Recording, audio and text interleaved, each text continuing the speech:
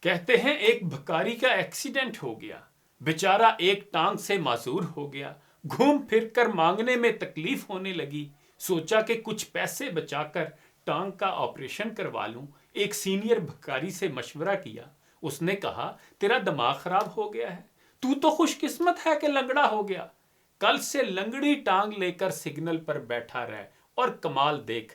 لنگڑے بھکاری نے ایسا ہی کیا تو صحت مند ٹانگ والے دنوں سے کئی گنا زیادہ کما لیا۔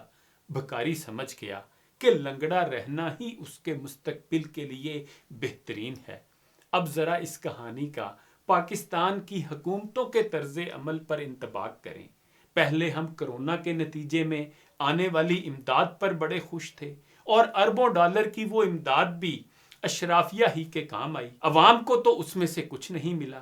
اور سیلاب کی تباہی اور موجودہ معاشی بربادی کے دنوں میں پاکستان کے لیے معاشی طور پر جو خبر آئی ہے وہ ڈونر کانفرنس یعنی امداد کانفرنس سے آئی ہے۔ اس امداد کانفرنس سے اچھی خبر صرف اس لیے آئی ہے کہ کچھ ماہ پہلے ایک سیلاب نے پاکستان میں تباہی پھیری تھی۔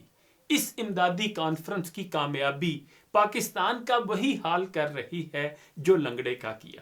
جیسے وہ لنگڑا بھکاری اپنی معذوری کو ہی اپنی کامیابی سمجھ بیٹھا ہے، ویسا ہی پاکستان کے لیے معاشی کامیابی تباہیوں جیسے کہ سیلاب، زلزلے، جنگوں اور دہشت گردی میں ہے، کیونکہ اب یہی وہ جھنجھنے ہیں جنہیں بجا کر امداد سمیٹی جا سکتی ہے۔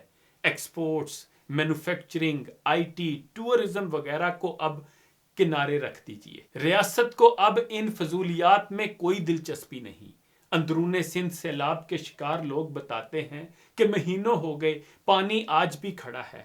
حکومت کو نکاسی میں دلچسپی نہیں۔ سمجھنے کی بات ہے کہ حکومت کو نکاسی آب میں کیوں دلچسپی نہیں، کیونکہ لنگڑے کی ٹانگ ٹھیک ہو گئی تو بھیک کیسے ملے گی۔ ریاست نے اپنی ترجیحات واضح کر دی ہیں۔ امدادی کانفرنس کی کامیابی نے ہماری ریاست کی سوچ پر وہی اثر ڈالا ہے جو لنگڑی ٹانگ نے بھکاری کی اپروچ پر ڈالا تھا۔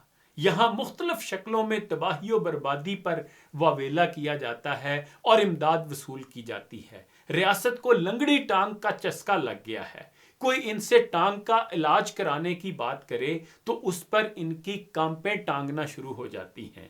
عجیب لوگ ہیں ہم، دنیا کو کمانا اچھا لگتا ہے، ہمیں مانگ کر کھانا اچھا لگتا ہے، لیکن اپنی اشرافیہ اور حکمرانوں کو کیا؟